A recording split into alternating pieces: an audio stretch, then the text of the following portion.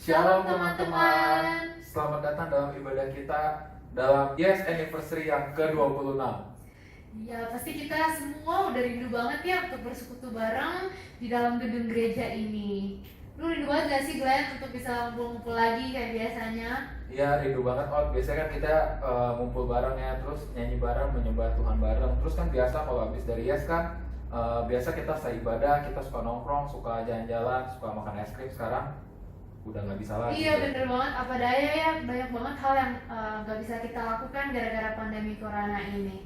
Tapi Glenn, gue percaya di balik situasi yang kita sedang alami saat ini, Tuhan tuh punya rencana. Dan sebenarnya tuh masih banyak banget sih hal yang kita bisa syukuri di balik walaupun kita sedang mengalami ini, ya nggak sih Glenn? Ya bener banget. Memang kalau kita fokusnya ke masalah itu ya terus aja mikirnya ke situ. Tapi seharusnya kita sebagai anak Tuhan kita sadar bahwa banyak sekali yang kita bisa syukuri dalam hal ini.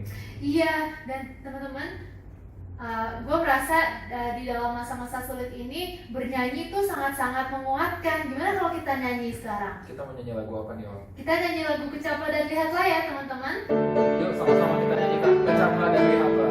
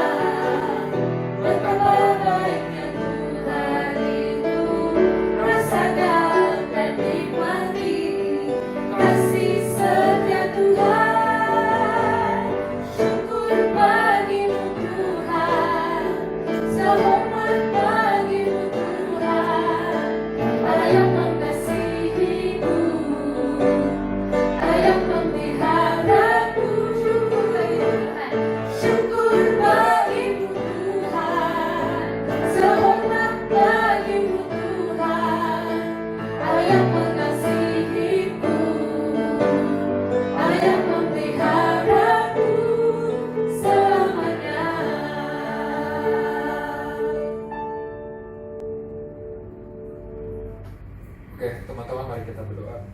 Tuhan, kami bersyukur kalau hari ini kami masih bisa bersama-sama, walaupun di rumah kami masing-masing, kami mau bersekutu dan mencari Engkau, Tuhan.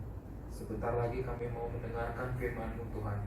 Engkau yang berkati agar kami, dimanapun kami berada, pesan Tuhan tetap disampaikan, Tuhan. Bukalah hati kami, Tuhan, kami siap mendengarkan. Terima kasih Tuhan Yesus, kami telah berdoa dan ucap syukur. Amin. Amin. Tapi bener banget sih Glenn, kalau dipikir-pikir masih banyak banget hal yang harus kita syukuri walaupun kita sedang menghadapi pandemi corona ini yang sedang kita alami semua sama-sama. Karena kita bisa hidup aja itu adalah anugerah Tuhan, ya nggak Glenn? Betul banget. Iya kan, dan organ-organ tubuh kita masih berfungsi dengan baik, kita masih bisa sehat, itu semua adalah anugerahnya. Tahu nggak, sebenarnya ya kita tuh mungkin kita nggak nyadar gitu ya, kita banyak ngeluh nggak bisa keluar rumah, nggak bisa ini dan nggak bisa itu. Tapi sadar nggak teman-teman untuk cari Tuhan aja ya, itu benar perlu anugerah, karena nggak semuanya bisa kayak kita gini cari Tuhan. Bagaimana dengan yang diisolasi, bagaimana dengan yang sakit, bagaimana yang mungkin tidak sadarkan diri. So teman-teman, kita harusnya sadar ya bahwa dalam kondisi ini Tuhan tuh tetap setia bersama-sama dengan kita. Bener banget. Glenn, abis ini kita mau ngapain sih? Kita mau mendengarkan firman Tuhan, tapi sebelum itu mari kita nyanyikan lagu Bapa Kau Setia. Mari teman-teman kita fokuskan hati dan pikiran kita hanya kepada Tuhan.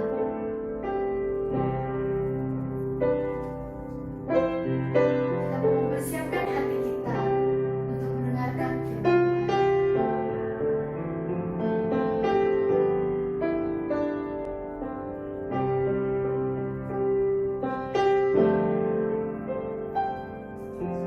Bapa Kau setia, takkan meninggalkan, dan ku percaya Engkau milikku dan ku milikmu. Kerinduanku tinggikan namamu, karena ku tahu Engkau dalamku dan ku dalammu. Ubah hatiku seperti hatimu, setulus salibmu, kasih-Mu Tuhan. Biar mataku seperti matamu, pancarkan kasih-Mu, ku mau jadi seperti-Mu.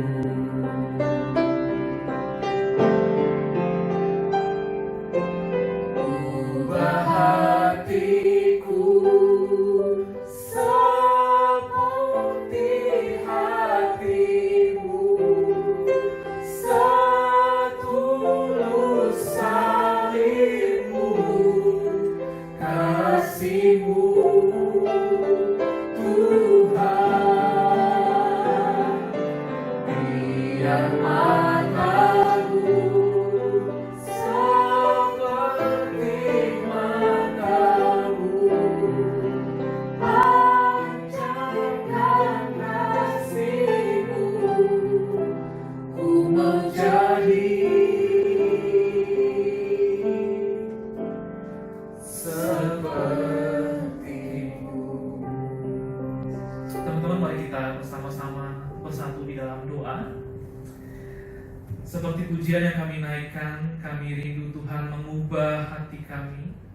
Tuhan mengubah hati kami semakin serupa dengan Tuhan.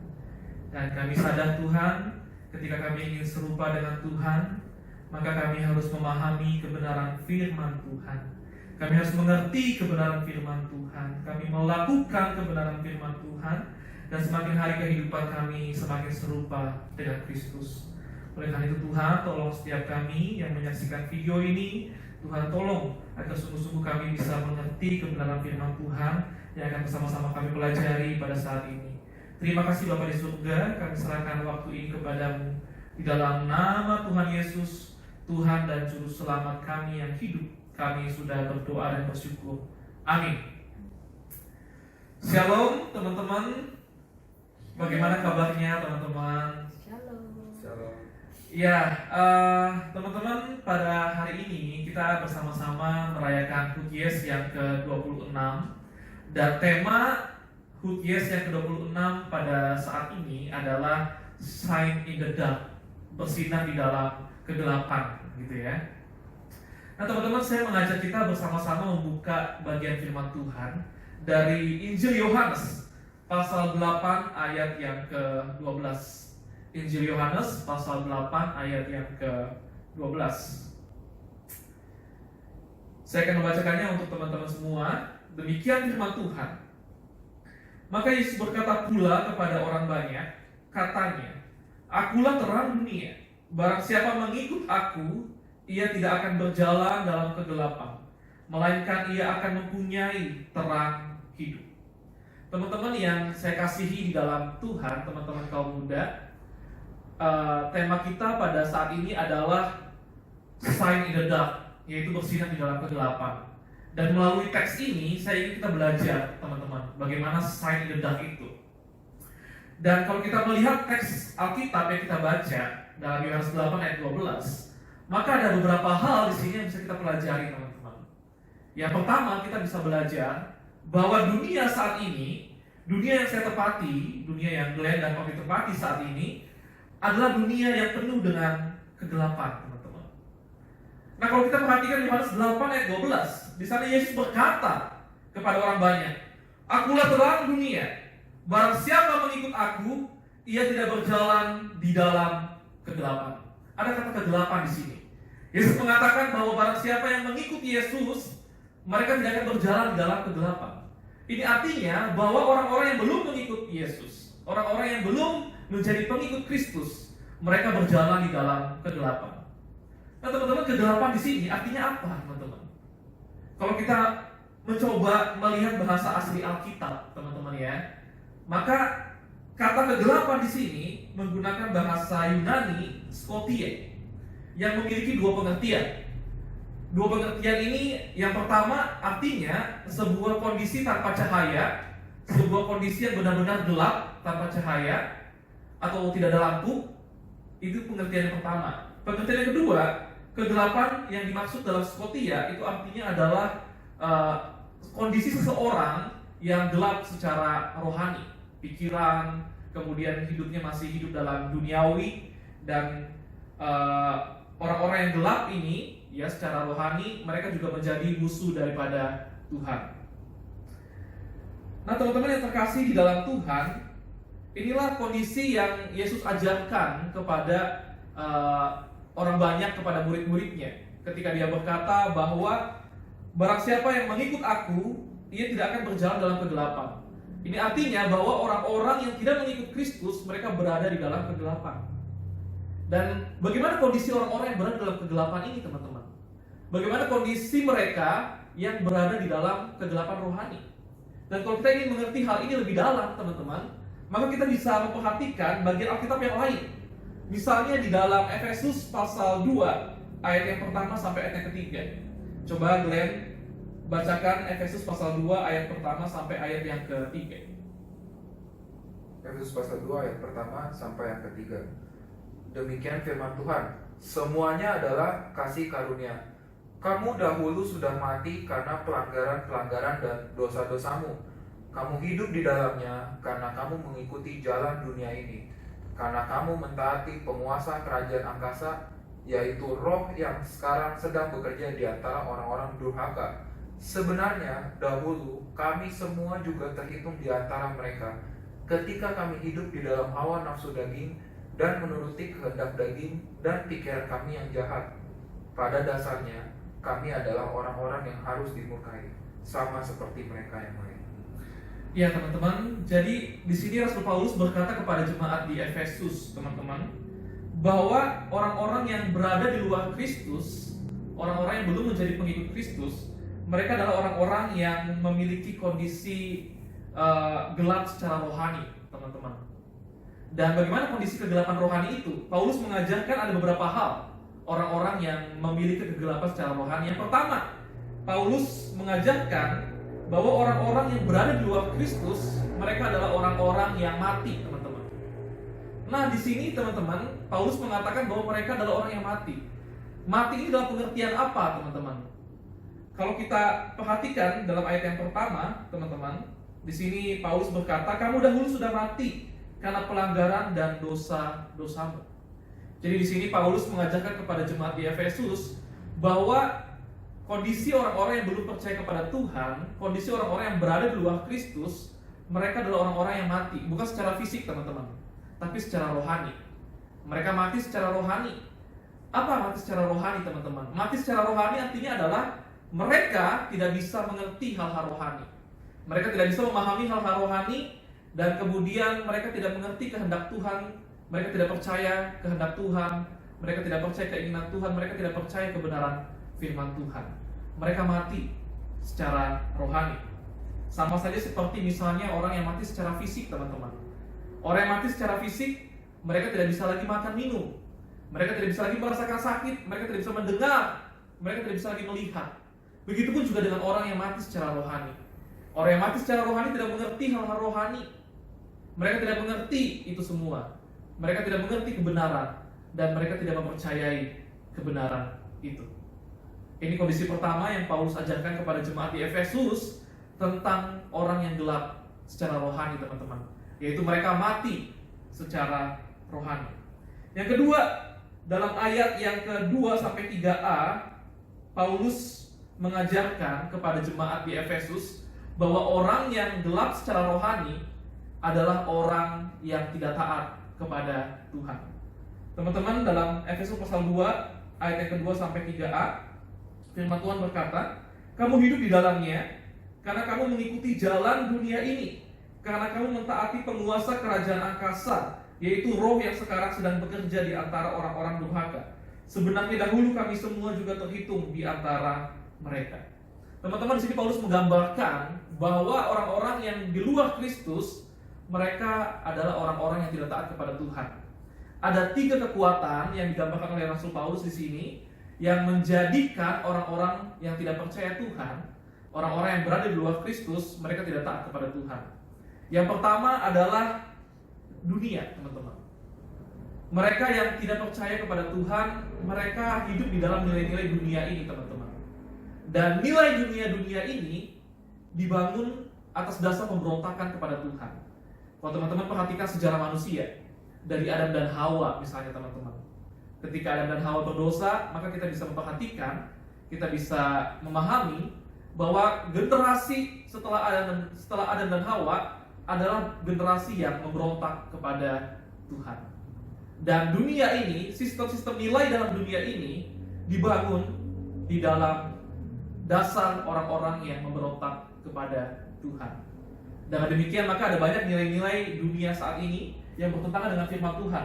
Misalnya nilai gaya hidup hedonisme, gaya hidup materialisme, gaya hidup yang mementingkan materi, ya. Dan itulah gaya hidup yang mengikuti nilai-nilai dunia saat ini, teman-teman, yang bertentangan dengan kebenaran firman Tuhan. Dan orang-orang yang berada di luar Kristus, mereka mengikuti nilai-nilai itu. Sehingga pengaruh dunia, pengaruh sistem dunia sangat kuat untuk membuat orang-orang yang berada di luar Kristus menjadi tidak taat kepada Tuhan. Yang kedua, bukan dari dunia saja, tetapi kekuatan yang kedua yang membuat orang di luar Kristus tidak taat kepada Tuhan adalah iblis. Iblis menggoda orang-orang, membawa orang-orang, mencobai orang-orang untuk mereka tidak taat kepada Tuhan. Sehingga iblis juga menjadi kekuatan untuk membuat orang-orang yang tidak percaya kepada Tuhan semakin hidup jauh daripada Tuhan. Dan yang ketiga, Paulus mengatakan dalam ayat yang ke-2 sampai 3a, kekuatan ketiga yang membuat manusia di luar Kristus semakin tidak taat kepada Tuhan adalah daging, teman-teman. Keinginan daging. Teman-teman, daging di sini bukan fisik kita, ya, bukan. Tapi daging di sini yang dimaksud oleh Paulus artinya adalah sifat manusia, natur dosa manusia, sifat kejatuhan manusia di dalam dosa. Saya ambil sebuah ilustrasi, teman-teman, sebuah gambar. Misalnya seekor anjing, teman-teman. Seekor anjing memiliki sifat anjing. Karena anjing memiliki sifat anjing, maka anjing melakukan apa yang dilakukan oleh anjing, teman-teman. Dia menggonggong, dia makan dengan cara anjing, kemudian dia berlari dengan cara anjing, dia minum dengan cara anjing, dan lain sebagainya. Anjing melakukan yang dilakukan oleh anjing karena dia memiliki sifat anjing. Begitupun juga dengan kucing, teman-teman. Kucing melakukan apa yang menjadi sifat kucing. Dia mengeong, kemudian makan dengan cara kucing, minum dengan cara kucing, dan lain sebagainya. Dilakukan dengan cara kucing. Kenapa? Karena ada sifat kucing di dalam kucing, teman-teman. Nah, begitupun juga dengan manusia berdosa. Manusia berdosa memiliki sifat yang jatuh di dalam dosa, atau natur berdosa, teman-teman. Sehingga yang dihasilkan oleh manusia yang berdosa, yang belum percaya kepada Tuhan adalah dosa, dosa, dan dosa. Dan inilah yang membuat manusia yang berada di luar Kristus menjadi sungguh-sungguh gelap secara rohani, menjadi orang-orang yang tidak taat kepada Tuhan, karena mereka adalah orang-orang yang memiliki natur berdosa. Ini kegelapan rohani bagi orang-orang yang tidak percaya yang digambarkan oleh Paulus, teman-teman. Dan bagian berikutnya, teman-teman, bagian yang ketiga dalam ayat yang ke-3b, teman-teman, Paulus berkata bahwa ketika kami hidup di dalam hawa nafsu daging dan menuruti kehendak daging dan pikiran kami yang jahat. Di sini Paulus mengajarkan kepada jemaat di Efesus bahwa orang-orang yang gelap secara rohani, teman-teman, mereka adalah orang-orang yang jahat. Setiap hari melakukan kejahatan, teman-teman. Mungkin teman-teman berkata, enggak juga. Mereka juga melakukan kebaikan kok. Teman-teman, meskipun mereka melakukan kebaikan dalam pandangan manusia, mungkin mereka baik, teman-teman. Tapi dalam pandangan Allah, mereka tidak masuk kategori kebaikan yang sesuai dengan standar Allah. Sehingga dalam pandangan Allah, mereka juga tetap adalah orang-orang yang berbuat dosa. Dan yang keempat, teman-teman, yang paling parah, Paulus menggambarkan orang-orang yang belum percaya kepada Tuhan. Bukan hanya mereka mati secara rohani, bukan hanya mereka adalah orang-orang yang tidak taat kepada Tuhan, bukan hanya mereka adalah orang-orang yang melakukan kejahatan setiap waktu, tapi yang keempat, Paulus gambarkan bahwa orang-orang yang belum percaya kepada Tuhan, mereka adalah orang-orang yang mutlak untuk dihukum di dalam kekekalan. Teman-teman, ini merupakan gambaran dari Rasul Paulus tentang manusia yang berada di luar Kristus. Dengan demikian, teman-teman, maka kita menyadari bahwa di sekitar kita saat ini, teman-teman, ada banyak kegelapan, teman-teman. Ada banyak orang-orang yang belum berada di dalam Kristus dan mereka hidup di dalam kegelapan secara rohani. Ada sebuah ilustrasi yang menarik, teman-teman, yang saya ambil dari sebuah artikel di internet. Ilustrasi ini menggambarkan tentang seorang filsuf yang bernama Diogenes, teman-teman. Jadi seorang filsuf Diogenes ini dia seorang yang tinggal di sebuah tong kayu, ya, yang disebut sebagai barrel, teman-teman. Jadi Diogenes ini tinggal di sebuah tong kayu. Dan kemudian kerjaannya setiap hari adalah dia berkeliling kota. Pada saat itu dia tinggal di kota Korintus. Jadi kerjaannya setiap hari Diogenes dia berkeliling kota. Kemudian dia membawa pelita lampu minyak, teman-teman, berkeliling kota. Dan dengan membawa lampu minyak itu Diogenes berteriak. Dia meneriakkan bahwa gelap, gelap, gelap. Sambil dia berjalan di tengah-tengah kota, sambil dia membawa lampu minyak, dia meneriakkan gelap, gelap, gelap, sangat gelap, sangat gelap, sangat gelap. Kemudian orang-orang mulai mengatakan bahwa Diogenes ini gila. Kenapa mereka mengatakan Diogenes gila? Karena pada saat itu masih siang, teman-teman. Cahaya matahari sungguh-sungguh terlihat, sangat-sangat nampak. Tetapi Diogenes membawa lampu pelita dan kemudian berkata di tengah-tengah keramaian orang, gelap, gelap, gelap. Ini sesuatu yang tidak masuk akal, teman-teman. Sehingga orang-orang di kota Korintus mengatakan bahwa Diogenes ini gila. Dan apa yang dilakukan oleh Diogenes, teman-teman, ini sampai ke telinga seseorang yang bernama Iskandar Agung, teman-teman. Dan kemudian Iskandar Agung ketika dia datang ke kota Korintus, teman-teman, dia ingin melihat Diogenes. Dia ingin melihat Diogenes. Ketika Iskandar Agung datang ke Korintus, maka seluruh orang di sana, teman-teman, mereka bersorak-sorai. Mereka memuji kebesaran Iskandar Agung. Dan ketika Iskandar Agung sampai di Korintus, dia ingin bertemu dengan Diogenes karena dia melihat semua orang datang untuk menyambut dia. Tetapi hanya satu orang tidak datang, yaitu Diogenes. Oleh karena itu Iskandar Agung ini datang ke tempat Diogenes berada di tong kayu itu, teman-teman. Dan sesudah Iskandar Agung ini sampai ke tempat Diogenes, Iskandar Agung berkata kepada Diogenes, Diogenes, keluarlah dari tong kayumu. Aku ingin berbicara kepada kamu. Kemudian Diogenes berkata kepada Iskandar Agung, pergilah, engkau menghalangi cahaya masuk ke dalam rumah ini. Kemudian Iskandar Agung berkata, hampir saja kegelapan itu menyelimutiku seluruhnya. Jika aku tidak menjadi Iskandar Agung, aku ingin menjadi seperti Diogenes. Teman-teman, ini sebuah cerita ya dari seorang filsuf bernama Diogenes yang memberikan pelajaran sangat baik untuk setiap kita.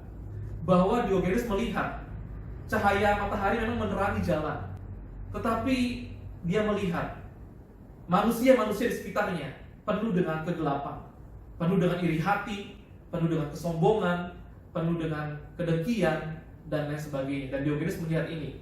Dan Diogenes juga melihat hal ini ada dalam diri Iskandar Agung.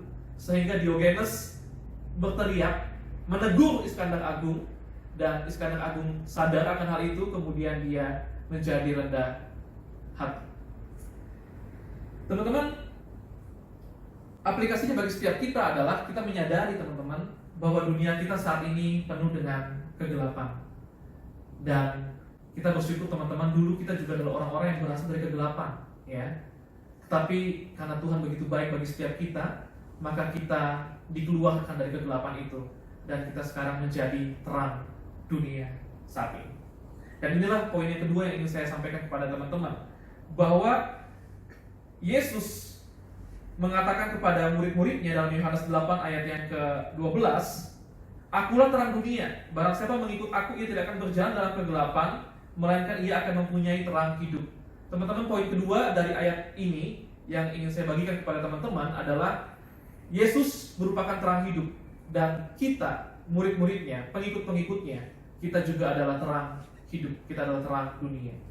Ketika Kristus datang ke dalam dunia ini teman-teman, yang biasa kita peringati pada saat Natal, maka itu adalah sebuah memperingati teman-teman ya, bagaimana kedatangan terang itu ke dalam dunia yang penuh dengan kegelapan ini. Teman-teman bisa memperhatikan ya, bisa mengimajinasikan teman-teman, sebelum Yesus datang ke dalam dunia ini, maka dunia ini penuh dengan kegelapan teman-teman. Sangat-sangat gelap, sangat-sangat pekat teman-teman, karena ada banyak orang yang belum percaya kepada Tuhan. Ada banyak orang yang belum punya relasi dengan Tuhan. Mereka mengalami keterpisahan dengan Tuhan. Dan ketika Kristus datang ke dalam dunia ini, terang itu datang ke dalam dunia yang penuh dengan kegelapan ini. Dan dia membagikan terang itu kepada setiap pengikut-pengikutnya. Dan kita inilah sekarang yang merupakan terang-terang dunia di dalam dunia ini. Teman-teman, aplikasinya bagi kita adalah kita harus menyadari teman-teman bahwa kita adalah terang dunia. Dan sebagai terang dunia, maka apa yang kita lakukan bagi dunia yang gelap ini teman-teman? Ada banyak orang-orang di sekitar kita yang gelap teman-teman. Bukan karena warna kulitnya gelap, bukan. Tapi karena mereka mengalami kegelapan secara rohani teman-teman. Mereka dapat kita katakan dalam tanda kutip, mereka seperti mayat-mayat teman-teman. Mereka seperti kuburan-kuburan. Dan ada banyak kuburan-kuburan pada saat ini di dalam dunia ini. Teman-teman, bagaimana peran kita sebagai terang dunia ini? Ketika kita menjadi terang dunia, seharusnya kita membawa orang-orang di sekitar kita untuk mengerti hal-hal rohani, untuk mengerti siapa dirinya di hadapan Tuhan, untuk mengerti bagaimana kebenaran di dalam Tuhan. Saya mengutip suatu kalimat teman-teman dari seseorang yang bernama Andrew Stone. Dia mengatakan seperti ini: "Christian youth, I need to ask why you sit in the padded pews of your fathers while all around the darkness takes your city and your friend." Teman-teman, saya setuju sekali dengan perkataan dari Andrew Stone ini. Dia mengatakan bahwa kaum muda Kristen, kalian kemana? Dunia ini semakin dipenuhi dengan kegelapan. Maka bagaimana fungsi kalian sebagai kaum muda? Teman-teman, kiranya kita melalui firman Tuhan pada saat ini, kita dibangkitkan kembali semangat kita, dibangkitkan kembali kerinduan kita untuk kita menjadi terang di dalam dunia ini teman-teman. Saya bersyukur teman-teman, Yes sudah berjalan selama 26 tahun. Saya percaya bahwa kehadiran Komisi Pemuda Yes selama 26 tahun ini sudah banyak memperlengkapi kaum muda untuk menjadi terang di dalam dunia ini. Dan tentunya ke depan kaum muda, Komisi Yes akan terus memperlengkapi kaum muda untuk menjadi terang di dalam dunia ini. Teman-teman, kiranya firman Tuhan pada saat ini bisa menjadi berkat bagi setiap kita. Mari kita berdoa. Tuhan, kami bersyukur untuk firman Tuhan yang kami dengarkan pada saat ini, yang mengingatkan kami kembali bahwa dunia ini dipenuhi dengan kegelapan. Ada banyak orang-orang yang masih di dalam kegelapan rohani. Mereka membutuhkan terang Tuhan. Dan kami menyadari Tuhan bahwa terang Tuhan sudah berada dalam diri kami. Oleh karena itu Tuhan, mampukan kami sebagai anak-anak Tuhan, kami bisa membagikan terang Tuhan itu kepada mereka, sehingga kami bisa membawa orang-orang yang gelap secara rohani, mereka bisa percaya kepada Tuhan, mereka bisa mengenal Tuhan, mereka bisa mengerti kebenaran, dan mereka bisa menjadi saksi Tuhan di dalam dunia ini. Terima kasih Bapak, ini doa kami. Di dalam nama Yesus kami berdoa dan bersyukur. Amin. Thank you untuk Rosoteo firman Tuhannya. Saya percaya kita semua diberkati. Oh ya, gue dapat ini nih dari tadi khotbahnya, ada yang gue garis bawahi bahwa benar kalau kucing ya sifatnya kayak kucing gitu, kalau anjing ya sifatnya kayak anjing. Nah, bagaimana dengan kita anak-anak Tuhan? Seharusnya sifat kita adalah menunjukkan sifat-sifat Tuhan. So pertanyaannya, mau nggak kita keluar ke dalam dunia yang gelap ini? Kalau nggak, lu dapat apa aja? Bener banget Glenn. Kalau gue renungkan kembali dari khotbahnya Rosoteo, teman-teman, gue pikir lagi, ya sebenarnya kita juga dahulu berasal dari gelap, dan ada terang-terang Tuhan yang mungkin dari keluarga kita atau dari teman-teman kita yang udah Tuhan pakai jadi terang Dia untuk menyentuh kita, untuk Tuhan pakai untuk menyentuh kita dengan terangnya Tuhan, sehingga kita juga akhirnya sekarang bisa Tuhan pakai juga untuk jadi terang buat sesama kita juga. Jadi apakah kita bisa jadi peran itu yang jadi instrumen Tuhan, alat Tuhan untuk menyentuh orang lain? Ya, gitu sih yang aku dapetin. Teman-teman, saat ini kita akan mengakhiri acara Yes. Mari kita sama-sama menaikkan pujian. Terima kasih Yesus.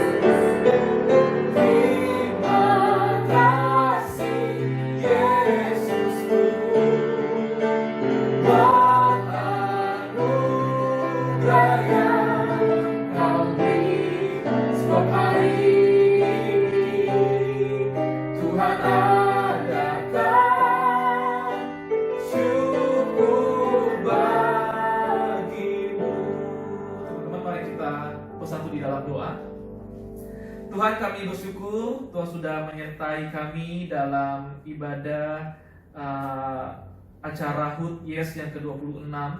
Kami bersyukur Tuhan sudah memelihara komisi Yes selama 26 tahun. Kami menyadari sudah banyak orang-orang, banyak kaum muda yang diperlengkapi melalui komisi ini untuk mereka menjadi saksi Tuhan, untuk mereka menjadi terang di dalam dunia ini. Dan kami berdoa untuk komisi Yes yang ke-26 tahun. Tuhan kiranya pimpin di dalam program-program Yes ke depan, dalam perjalanan komisi Yes ke depan. Kiranya Tuhan pimpin, Tuhan sertai, Tuhan pakai komisi Yes ini lebih lagi untuk memperlengkapi kaum muda menjadi saksi Tuhan di dalam dunia ini, memperluas kerajaan Tuhan di dalam dunia ini, dan menjadi terang di dalam dunia ini. Terima kasih Tuhan, kami bersama-sama berdoa untuk setiap anak-anak-Mu yang menyaksikan video ini. Tuhan, Engkau yang kiranya memimpin dan menyertai setiap anak-anak-Mu dalam segala pergumulan, permasalahan kehidupan mereka. Tuhan yang beserta dengan mereka. Terima kasih Tuhan, kami kembalikan segala hormat dan kemuliaan hanya bagi Tuhan.